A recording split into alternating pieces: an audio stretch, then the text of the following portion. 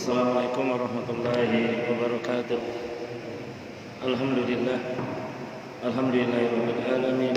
Hamdan katsiran thayyiban mubarakan fih kama yuhibbu rabbuna wa yarda. Asyhadu an la ilaha illallah wa asyhadu anna Muhammadar Rasulullah.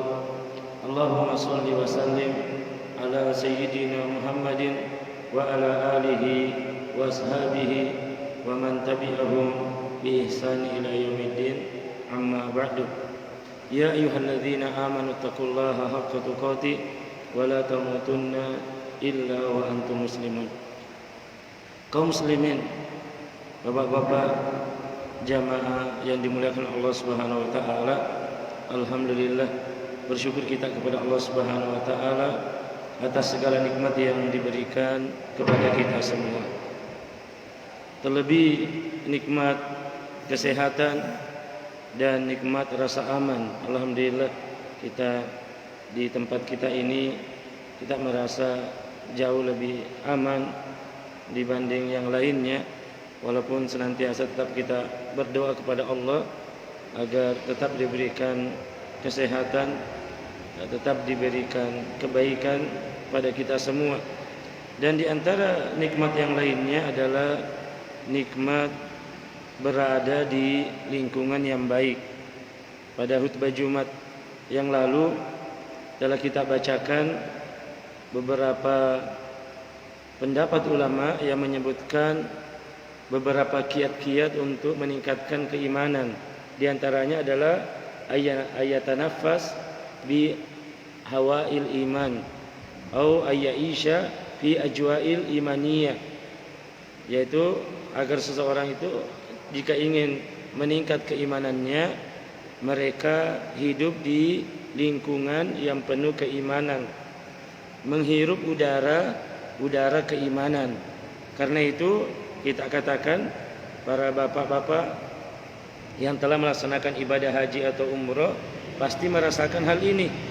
Karena memang Mekah dan Madinah itulah tempat terpancarnya cahaya Islam ini, yang mana diceritakan oleh bapak-bapak atau ibu-ibu yang sudah berangkat bahwa di sana memang benar-benar bagi orang yang ketika dia berangkat ikhlas kepada Allah Subhanahu wa taala, ikhlas untuk menambah pahala, maka mereka merasakan keimanan yang meningkat. Ibadah demi ibadah, munajat demi munajat mereka lakukan. Karena apa? Kenapa iman bisa meningkat? Karena ajwaul imaniyah, hawa, yaitu keadaan yang penuh dengan keimanan. Alhamdulillah kita di sini, alhamdulillah ini disyukuri juga kita bisa seperti ini.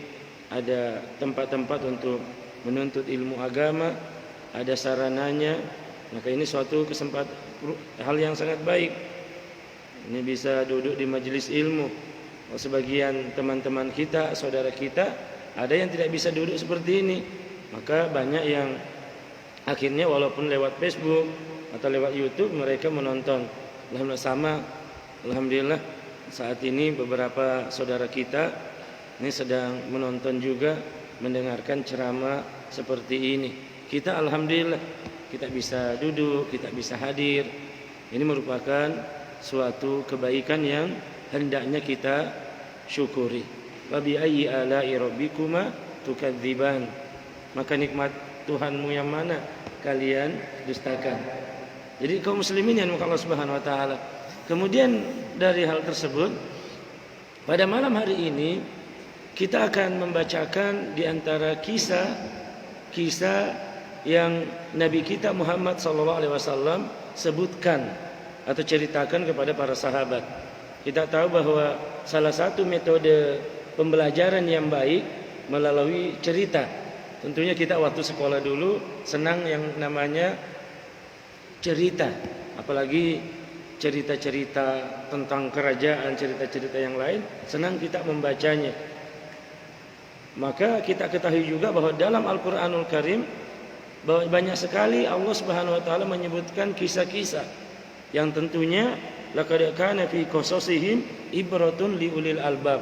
Dalam surah Yusuf ayat 111 Allah Subhanahu wa taala menyebutkan bahwa laqad kana fi qasasihim sungguh pada cerita-cerita, kisah-kisah yang kami ajarkan, kami beritahukan di dalam Al-Quran, ibratun liulil albab, suatu pelajaran, suatu terdapat pengajaran bagi orang-orang yang mempunyai akal. Maka banyak sekali kitab-kitab yang ditulis oleh para ulama mengumpulkan dari Al-Quranul Karim dan petunjuk-petunjuk Nabi kita Muhammad SAW, kisah-kisah para nabi. Banyak sudah kitab-kitab yang diterjemahkan. Contohnya satu kitab tebal ini menceritakan dari kisah Nabi Adam alaihissalam sampai Nabi Isa alaihissalam.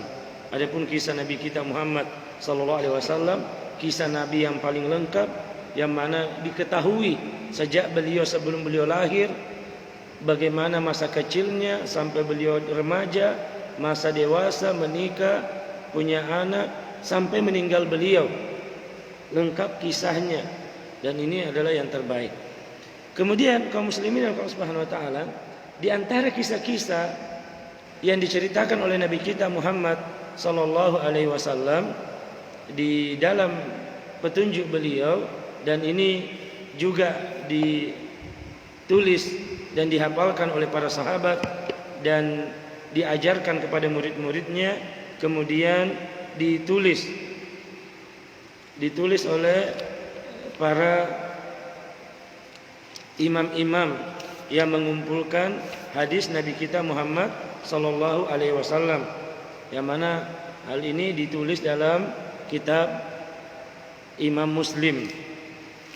Adalah suatu kisah yang tentang seorang pemuda. Kisah ini berkenaan juga dengan kisah dalam surah Al-Buruj, Qutila ashabul ukhdud, yang mana Nabi SAW menceritakan dengan detail kisah yang penuh dengan keajaiban ini. Disebutkan di dalam kitab Riyadhus Shalihin di dalam bab sabar, hadis dari sahabat An Suhaib radhiyallahu anhu. Suhaib Ar-Rumi ini salah seorang sahabat besar. Diceritakan bahwa anna Rasul sallallahu alaihi wasallam qala, sesungguhnya Nabi sallallahu alaihi wasallam berkata, kana malakun fi man qablakum, bahwa ada seorang raja sebelum kalian. Ini diceritakan bahwa sebagian mengatakan ini berada di negeri Najran, yang mana ketika dan termasuk daripada kaum Nasraniyun, umat dari Nabi Isa alaihissalam. Wa kana lahu sahirun, dan raja ini memiliki seorang penyihir. Jadi raja memiliki seorang penyihir, yang mana penyihir ini membantu raja di dalam melaksanakan pemerintahannya. Falamma kabiro qala li malakin, ketika tukang sihirnya sudah tua, maka dia berkata kepada raja, inni qad kabirtu, wahai tuanku, wahai raja, saya sudah tua. Fabas ilayya gulaman u'allimu as-sihra. Kalau begitu, pilih pemuda yang masih, pilih seorang gulam, anak-anak yang menuju remaja, untuk saya ajarkan sihir. Dan memang demikian, bukan hanya pelaku kebaikan yang hendak ada kadernya, maksudnya punya generasi, tetapi pelaku keburukan juga demikian, senantiasa juga berusaha memiliki generasi pejuang. Jadi bukan hanya orang Islam yang orang beriman yang mau melahirkan generasi pejuang membela apa yang dibawanya, tetapi demikian juga orang-orang penyihir ini juga meminta kepada raja agar dipilihkan seorang pemuda yang terbaik, yang tentunya pintar, karena yang memiliki tubuh yang baik dan pintar untuk mempelajari sihirnya. Maka faba'asa ilaihi gulaman yu'allimuhu, setelah terjadi diseleksi, raja mengadakan seleksi di negerinya tentang mencari pemuda yang pintar, cerdas, Kemudian diperiksa, ditelitilah, diadakan seleksi. Maka terpilihlah seorang pemuda cerdas yang mana memiliki pemikiran yang baik.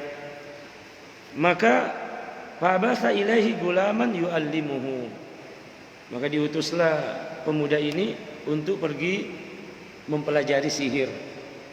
Dan tentunya apabila raja yang mengutus, tentunya dengan, kalau sekarang istilahnya ini, beasiswa yang sangat tinggi. Kalau istilah kita sekarang, karena raja yang mengutus, maka tentunya kamu pergi belajar, nah, kamu akan, pemuda ini tentunya diberikan fasilitas yang sangat besar.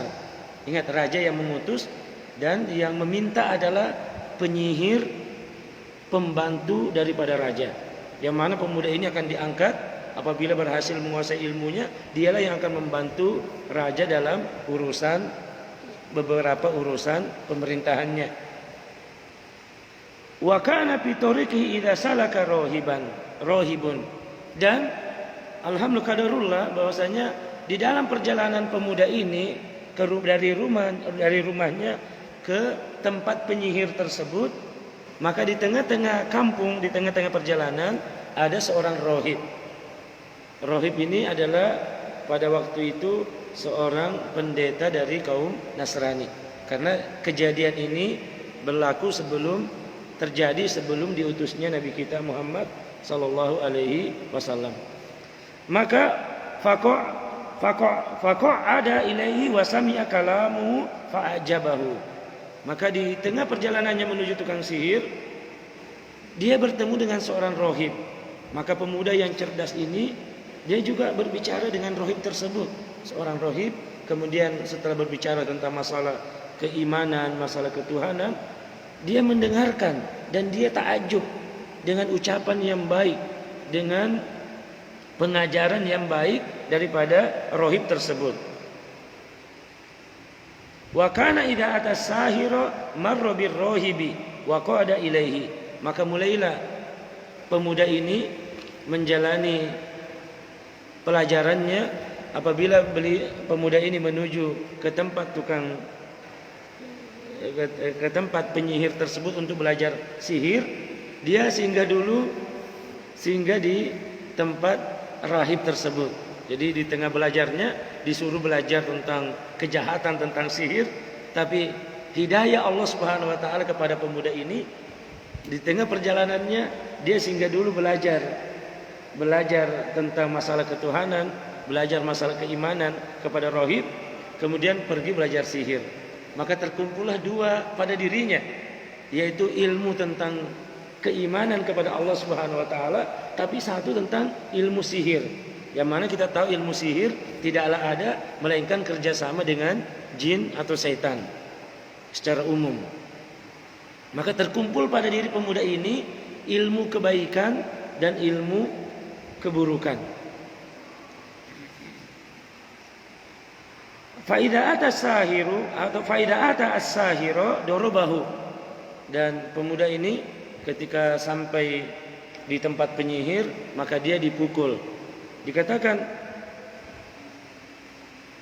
fasyaka dzalika ila rohibi. Maka karena sering dipukul, maka dia suatu saat ketika lewat di tempat rohib tersebut, dia mengadukan bahwa saya ketika sampai di tempat penyihir itu, saya dipukul terus karena lambat. Ya, karena dia lambat datang, akhirnya dipukul terus. Faqala, maka faqala rohib mengatakan, idza khasyita as-sahira faqul habasani ahli. Jika kamu takut terhadap pukulan daripada tukang sihir tersebut karena lambat engkau datang, katakan bahwa keluargaku menahanku. Kenapa saya lambat? Karena saya ada urusan yang sangat penting di keluarga saya, sehingga saya tidak bisa cepat datang untuk belajar sihir kepadamu. Wa idza khasyita ahlaka faqul habasani sahir. Jika kamu takut kepada keluargamu, nanti ketika kamu pulang dari penyihir, tidak langsung pulang ke rumahmu, tapi engkau singgah di tempatku, sehingga engkau terlambat. Katakan kepada keluargamu bahwa penyihir tersebut menahanku, saya lama sekali belajar sehingga saya lambat pulang. Nah, ini ajaran yang diberikan kepadanya, berbohong kepada musuh.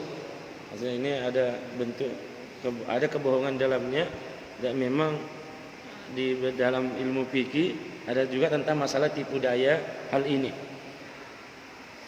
Fa bainama huwa ala dzalika idza ata ala dabbatin azimatin qad khabasatin nas. Kemudian setelah lama belajar, yang mana pemuda ini sudah mempelajari dari rohib tentang kitab, tentang masalah ketuhanan, tentang masalah iman kepada hari akhirat. Karena kita tahu seluruh agama, seluruh sebelum diutusnya Nabi kita Muhammad sallallahu alaihi wasallam, ya semuanya mengajarkan tentang keimanan, ibadah hanya kepada Allah Subhanahu wa taala, bercerita tentang surga dan neraka, bercerita tentang hari akhirat. Semua agama yang Allah turunkan semuanya bercerita tentang masalah tersebut. Setelah pintar, pemuda ini juga sudah memahami apa yang diajarkan oleh rohib, dan juga telah memahami apa yang diajarkan oleh tukang sihir. Jadi dia sudah memiliki dua ilmu, ilmu tentang kebaikan dan ilmu tentang keburukan. Dia sudah mulai dewasa, dia paham tentang ilmu kenabian, ilmu tentang keimanan, paham juga tentang ilmu sihir ini. Maka suatu ketika idza ata ala dabatin azimatin qad khabasatin nas. Suatu ketika beliau pulang dari tempat penyihir dan rohib, kemudian di tengah perjalanannya pulang ke rumahnya, ternyata di tengah jalan ada dabatan azimatan. Ada binatang yang sangat besar, ada hewan ternak atau demikian yang sangat besar, atau hewan buas yang sangat besar yang menghalangi manusia untuk lewat, sehingga manusia tidak bisa lewat dan manusia takut untuk lewat karena besarnya dan ganasnya daripada binatang tersebut. Qad faqala al-yawma a'lamu sahiru abdulu amrohibu abdul. Maka mulai dia hendak mengujinya, siapa ilmu yang paling baik. Karena dia sudah mempelajari dua ilmu ini, dia siapa ilmu yang paling baik ini. Tapi dia sudah tahu ilmu sihirnya tidak bisa mengalahkan hal tersebut. Dia sudah mencoba bahwa ilmu sihir tidak bisa mengalahkan daripada binatang buas tersebut. Maka dia berdoa, Allahumma, ya Allah, in kana amru rohib ahabba ilaika min amrin sahir faqtul hadhihi dabbah hatta yamdian nasu. Dia mengatakan, ya Allah, jika perkara rohib ini, jika apa yang diajarkan rohib itu lebih baik menurut engkau ya Allah, min amris sahir, daripada pelajaran yang diberikan oleh penyihir itu, faqtul hadhihi dabbah, maka bunuhlah hewan ini hatta yamdian nas, sampai manusia bisa lewat. Faromaha faqatalaha, maka dia melemparnya dan akhirnya binatang itu terbunuh.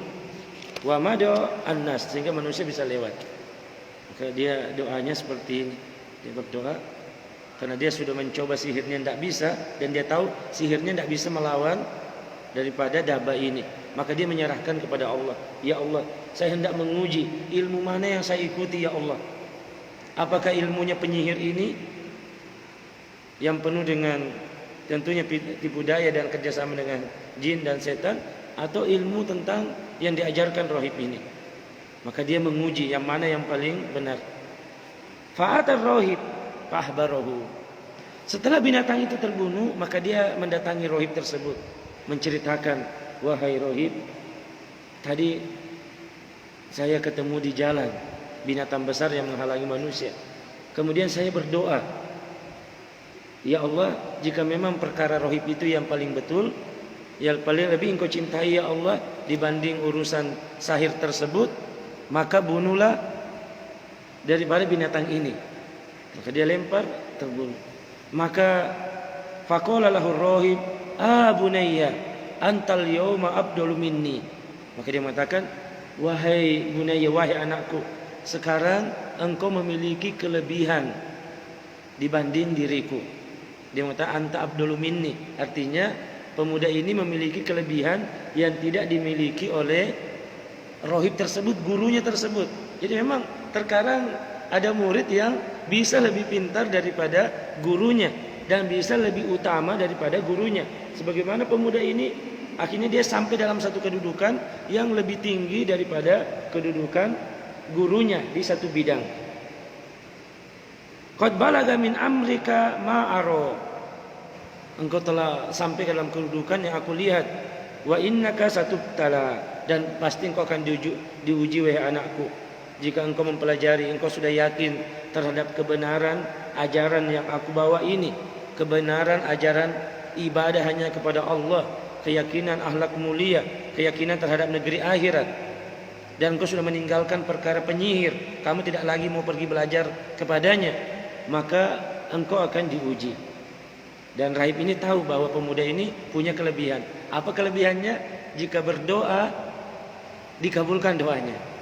Ini kelebihan daripada pemuda ini. Dan ini yang dimaksud dengan karomah, bahwa karomah itu adalah suatu kelebihan yang diberikan kepada manusia, bukan nabi. Kalau mukjizat biasanya untuk para nabi, sedangkan karomah untuk yang bukan nabi. Karena ini rohib ini adalah pengikut daripada Nabi Isa alaihissalam. Setiap dia berdoa, kalau berdoa tentang masalah menyembuhkan dan lain sebagainya, itu akan sembuh. Ini kelebihan dari pemuda ini. Doanya mustajab. Setiap doa yang dia doa tentang kesembuhan seseorang, itu akan sembuh dengan izin Allah Subhanahu wa taala. Maka dikatakan kepada anak muda tersebut, wa innaka satubtala, wahai anakku, engkau akan diuji nantinya. Fa in ubtulita fala tadulla alayya, jika engkau nanti diuji, jika engkau disiksa dan lain sebagainya, jangan tunjukkan diriku, diamlah, jangan tunjukkan diriku.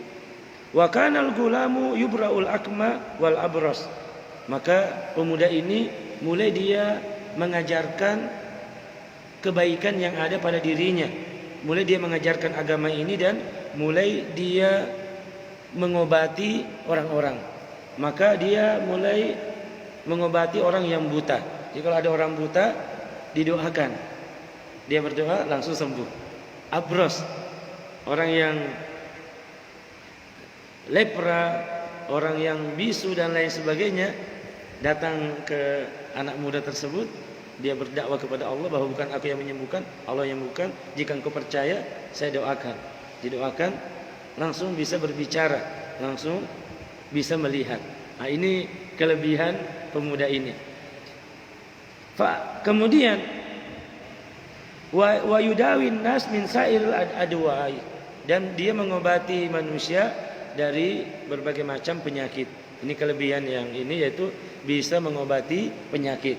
Dan ini diantara juga hal-hal yang bermanfaat bagi manusia, bahwa memang ilmu pengobatan itu dari dulu memiliki kedudukan yang tinggi di masyarakat, mengobati. Alhamdulillah. Maka diantara ilmu yang mulia, mungkin setelah ilmu agama dan lain sebagainya, diantaranya juga adalah ilmu tentang bagaimana mengobati orang. Mengobati apakah dengan tabib, apakah dengan dokter, tapi itu suatu hal yang sangat dibutuhkan oleh manusia. Dan inilah yang terjadi. Kemudian pasami ajalisu limalikin kana qad amiya. Suatu ketika berita tentang anak muda ini sudah demikian tersebar, bahwa ada seorang pemuda, dan ternyata pemuda itu adalah pemuda yang diutus oleh raja untuk belajar sihir. Ternyata sekarang dia sudah memiliki kelebihan yang sangat luar biasa. Ada orang sakit tinggal didoakan sembuh, tinggal didoakan sembuh. Fa'atahu bihadaya kasiratin, maka Jalisul Malik, teman dekat raja ini, tentunya yang teman dekat raja ini juga memiliki pengaruh yang besar. Dia adalah orang besar, teman dari raja.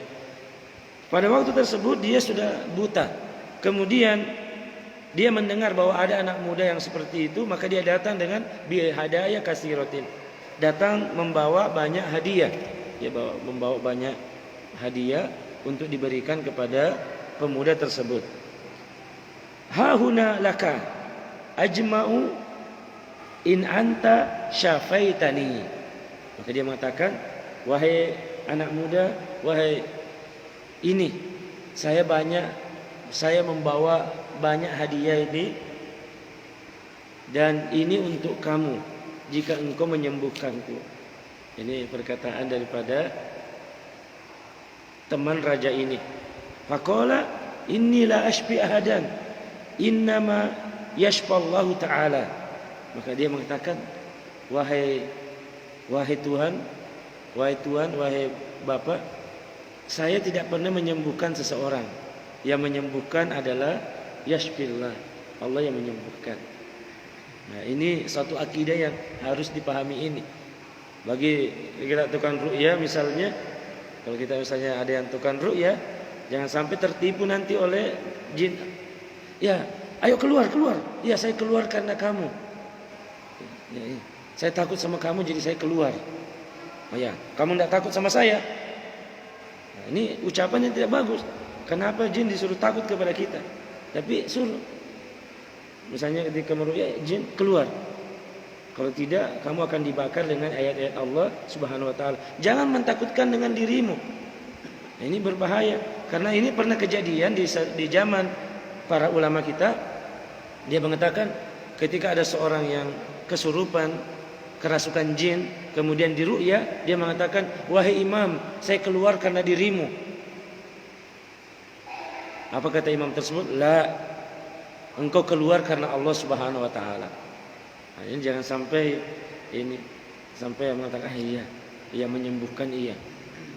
Tapi yang hendaknya dilakukan adalah yang menyembuhkan adalah Allah, bukan saya yang menyembuhkan. Tetapi yang menyembuhkan adalah Allah Subhanahu wa taala. Ini suatu akidah yang sangat besar. Misalnya para dokter juga misalnya, siapa tahu nanti kita ada apa dan sebagainya, hendaknya memiliki keyakinan ini.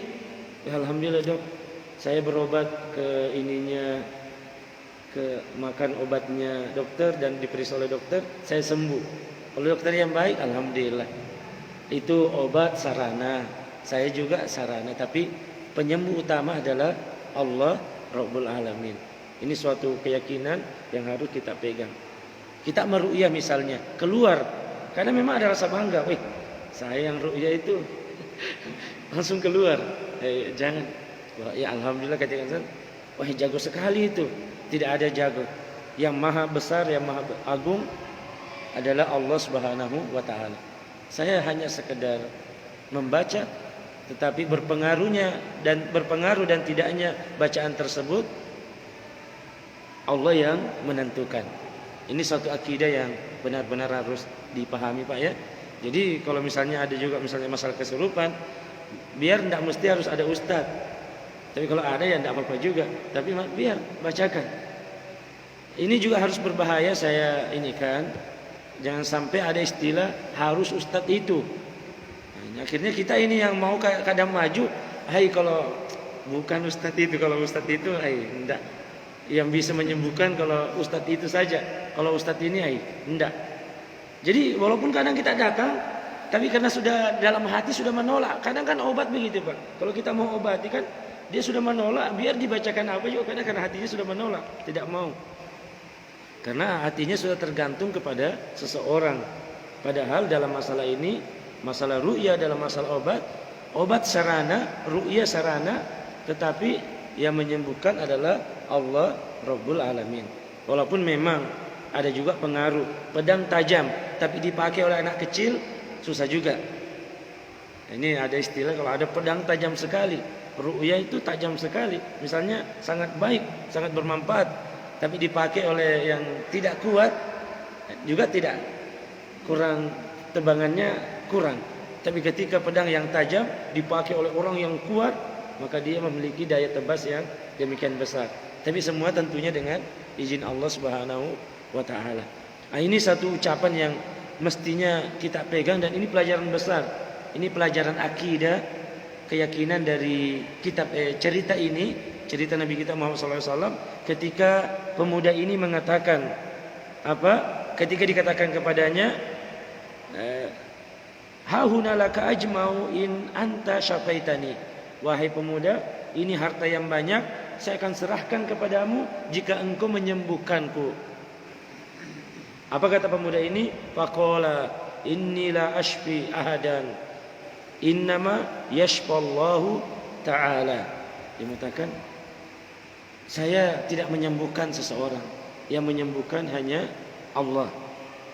Fa in amanta billahi ta'ala, jika engkau beriman kepada Allah Rabbul Alamin, da'autallaha, dan engkau berdoa kepada Allah, fasyafaka, maka Allah akan menyembuhkanmu. Maka mulai dia berdakwah kepada Allah. Dalam masalah ini tidak masalah kita dakwai orang-orang, walaupun kita memberikan kebaikan kepadanya berupa kebaikan dunia, kita lebih memberikan dia juga kebaikan akhirat berupa iman kepada Allah Azza wa Jalla. Dan inilah seutama-utama kebaikan. Kita dulu dipesankan ketika di pondok dulu bahwa alhamdulillah kalian ketika pulang membawakan dunia, engkau berhasil membawakan dunia kepada orang tuamu, itu suatu kebaikan besar.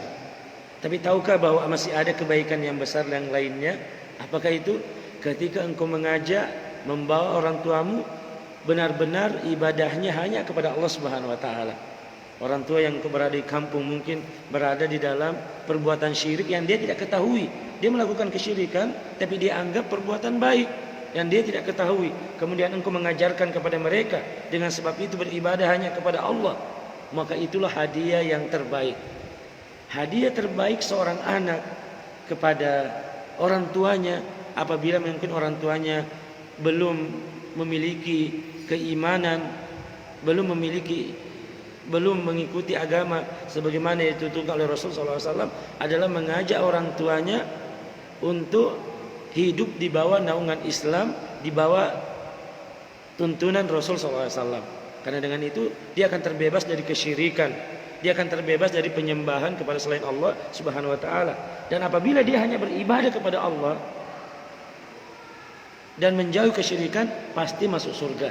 Maka inilah hadiah terbaik yang diberikan oleh seorang anak kepada orang tuanya.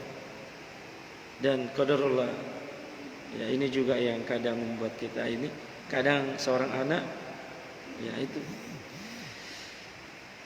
kadang kita jauh-jauh di rantau, kita mengajarkan hal ini, kadang juga keluarga yang jauh di ini juga kadang masih terjatuh dalam hal itu.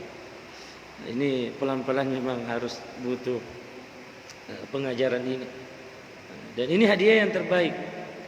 Dan hadiah yang terbaik yang tadi saya katakan ini, yang disebutkan dalam kisah ini, di samping bahwa mengajak, mendoakan orang itu bisa melihat lagi, dan ini satu kebaikan, tapi yang lebih penting lagi adalah amanta billah, engkau beriman kepada Allah. Maka fa'amana billahi ta'ala fasyafahu Allah ta'ala, maka dia beriman kepada Allah dan Allah menyembuhkannya. Ya, dia beriman, maka pemuda ini mengajarkan dia tentang Islam, beribadah hanya kepada Allah, menceritakan tentang akhlak mulia, menceritakan tentang adanya negeri akhirat, surga dan neraka. Maka dia beriman dan dia masuk.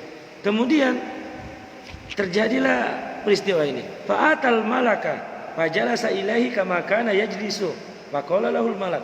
Maka suatu ketika bapak pembesar tadi ini, pembesar kerajaan yang sudah sembuh, matanya dia sudah bisa melihat. Kemudian dia datang untuk menghadap raja dan duduk-duduk bersama raja lagi, sebagaimana yang dia lakukan sebelum pembesar ini buta.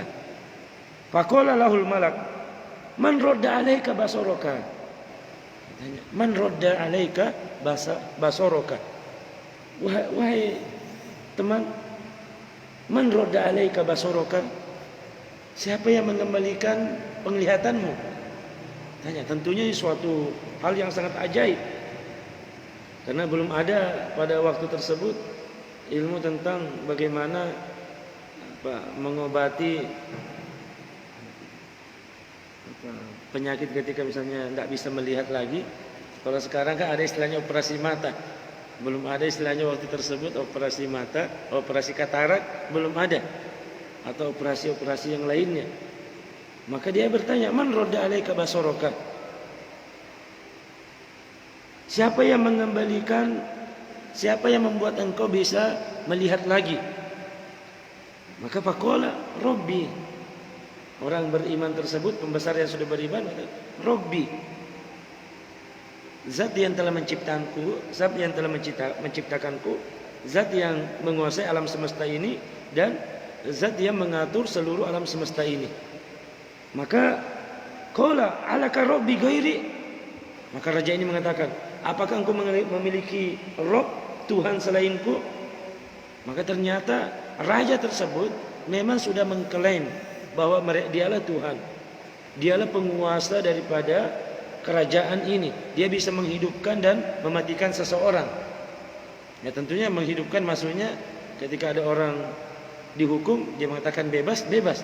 Ketika ada orang yang tidak bersalah tapi dia mengatakan bunuh, maka terbunuhlah. Maka dia mengatakan, saya yang mengatur, saya yang menguasai hal seluruh kerajaan ini. Awalaka rabbi gairi, apa kamu memiliki Rob selainku? Qala rabbi wa rabbukallah. Kalau pembesar ini karena keimanannya mengatakan, Robku dan Robmu adalah Allah. Ini pembesar ini mulai dia berdakwah kepada raja ini, bahwa kamu bukan Tuhan. Rabbi wa rabbakallah. Tuhanku wa rabbuka, dan Tuhan kamu adalah Allah Rabbul Alamin. Fa ahadahu falam yazal yu'adzibu hatta dalla 'alal gulami faji'a bil gulam. Maka saking marahnya raja ini karena menganggap ada orang yang mengatakan ada Tuhan selain aku, maka dia memerintahkan pasukannya untuk menangkap temannya ini, kemudian disiksa dengan siksaan yang sangat pedih. Kemudian hatta dalla 'alal gulami faji'a bil gulam, sampai dia menunjukkan kepada pemuda tersebut. Dia menunjukkan yang setelah dia ditangkap, disiksa, siapa yang mengajarkan engkau bahwa ada Tuhan selain raja ini? Kenapa engkau beriman tentang Allah? Padahal raja inilah adalah penguasa Tuhan yang ada yang berhak disembah. Tidak ada yang dia berhak disembah selain raja ini. Karena tidak tahan dengan siksaan, maka dia menunjukkan daripada rumah pemuda tersebut. Faqala lahu faji'a bil gulam, maka didatangkanlah pemuda tersebut. Faqala lahu malak, bunayya, qad balaga min sirrika ma tubraul akma wal abros wa tab'alu wa tab'alu. Maka dia mengatakan ketika datang, dia mengatakan, bunayya, wahai pemuda. Dia senang karena tentunya raja ini kenal dengan pemuda ini, karena dia tahu bahwa pemuda ini adalah yang mana raja ini utus, yang telah raja berikan banyak harta, diberikan tunjangan hidup untuk belajar sihir. Yang mana apabila penyihir itu sudah meninggal, pemuda inilah yang akan berada di sampingnya. Pemuda ini akan memiliki kedudukan besar di sisi raja. Ini perlu diketahui ini, bahwa pemuda ini bukan ketika dia mendakwakan kepada Allah, dia telah mengorbankan dunianya. Tentunya apabila dia dengan sihirnya, dia akan menjadi orang yang dekat dengan raja. Dan kita tahu bahwa pembantu raja, orang yang dekat dengan raja, apalagi tukang sihir, itu tentunya dari segi dunia itu memiliki kedudukan besar, dan dia juga dihormati oleh seluruh pasukan dan seluruh masyarakat daripada raja ini, karena ini pembantu raja. Maka raja memujinya, wah bunayya, wahai anakku. Artinya dia panggil dengan panggilan yang kasih sayang, bahwa nanti pemuda inilah yang akan membantu dia untuk melanggengkan kerajaannya. Qad balaga min sihrika ma tubra. Ternyata sihirmu ini sudah sangat luar biasa, sehingga bisa menyembuhkan orang yang buta, dan orang yang bisu pun telah engkau sembuhkan, dan penyakit-penyakit yang lain. Tapi mengatakan, pemuda ini mengatakan, inilah ashfi, ahadan innama yashfi Allah Ta'ala. Dia mengatakan, wahai Tuan Raja, sesungguhnya bukan saya yang menyembuhkan, tetapi yang menyembuhkan adalah Allah Ta'ala. Yang menyembuhkan masyarakat ketika dia datang, itu bukan saya. Yang menyembuhkan adalah Rabbku, Allah Ta'ala. Maka fa'akhadahu falam yasal yu'adzibahu hatta dalla 'ala rahibi. Maka ditangkap pemuda ini. Engkau berani mengatakan ada Tuhan, ada yang berhak disembah selain aku, maka ditangkaplah pemuda ini. Kemudian disiksa dengan siksaan yang keras. Maka hatta dalla 'ala rahibi. Ditanya kepada pemuda ini, siapa yang mengajarkan engkau tentang masalah ini? Bukankah dulu engkau ketika masih kecil engkau mengaku bahwa aku adalah Tuhanmu, sehingga aku memilihmu untuk belajar tukang sihir dengan biaya besar telah dikeluarkan kerajaan agar engkau belajar agar hidupmu berkecukupan, sehingga engkau tidak bekerja yang lain, engkau cukup belajar saja, tidak perlu bekerja karena telah dibiayai oleh raja. Siapa yang mengajarkan engkau keyakinan yang berbeda dengan keyakinanmu dulu? Siapa yang mengajarkan kepada engkau bahwa ada Tuhan pencipta alam semesta ini yang berhak disembah selain aku? Maka padahal ala rohib, ditunjukkanlah kepada rohib tersebut, orang ahli agama, orang ahli ibadah tersebut. Kemudian fakilah lahu irji an dinika. Dikatakan kepada rohib tersebut, irji an dinika, wahai rohib, kembali dari keyakinanmu tersebut. Katakan tidak ada Tuhan selain aku. Katanya tidak ada Tuhan selain raja ini. Kembali dari keyakinanmu terhadap adanya Allah.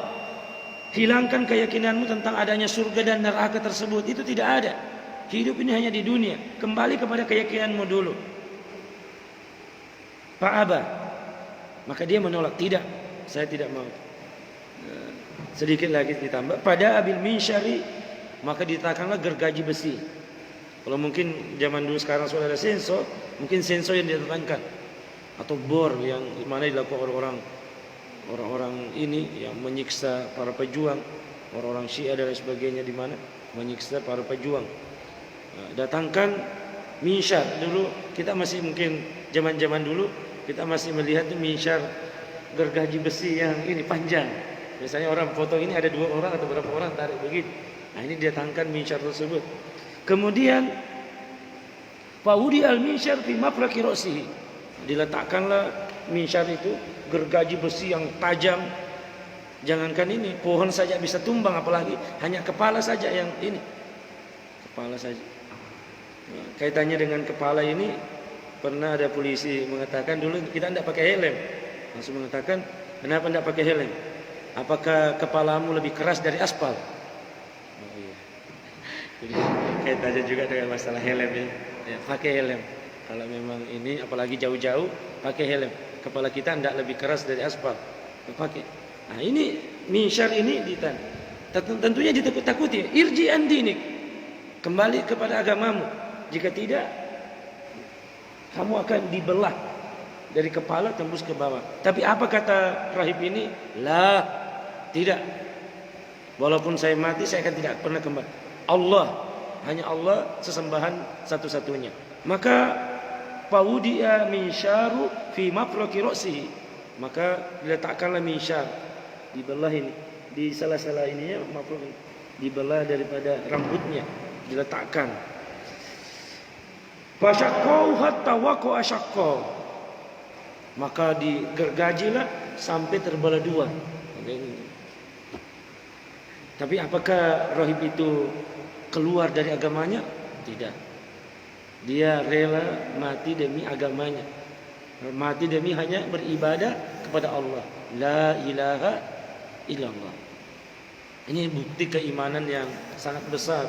Dan ini cerita yang Rasul ceritakan kepada para sahabat. Wahai para sahabat, tahukah kamu dulu di zaman sebelum kita ini, demi mempertahankan keimanannya, ada seseorang yang dipotong dari kepala sampai tembus ke bawah, terpisah badannya, tapi dia tetap bersabar dan tidak keluar dari agamanya.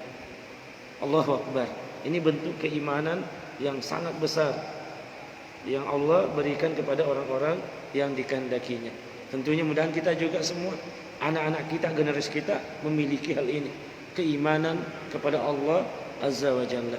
Kaum muslimin yang Allah Subhanahu wa taala, ini yang kita sempat bacakan hadis kisah yang Nabi ceritakan, dan ini belum selesai. Hadis ini masih panjang. Insyaallah mudahan Allah memberikan kita kebaikan dan umur panjang sehingga kita bisa melanjutkan kisah ini dan bisa membacakan pelajaran-pelajaran penting yang bisa diambil dari hadis Nabi kita Muhammad sallallahu alaihi wasallam. Dan kesimpulannya yang paling utama adalah hidayah itu milik Allah. Terkadang orang mempelajari keburukan, tapi karena hidayah Allah ternyata dia juga bisa mempelajari kebaikan tersebut. Itu akhirnya dia bisa belajar. Kemudian yang menyembuhkan adalah Allah. Manusia berobat, manusia berusaha mencari dokter spesialis atau mencari obat yang terbaik, itu biasa.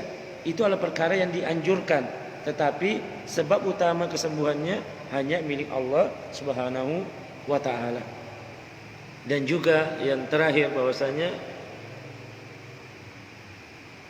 kuatnya keimanan rohib tersebut sampai-sampai mempertaruhkan nyawanya demi tetap istiqomah di atas keimanannya kepada Allah Subhanahu wa taala.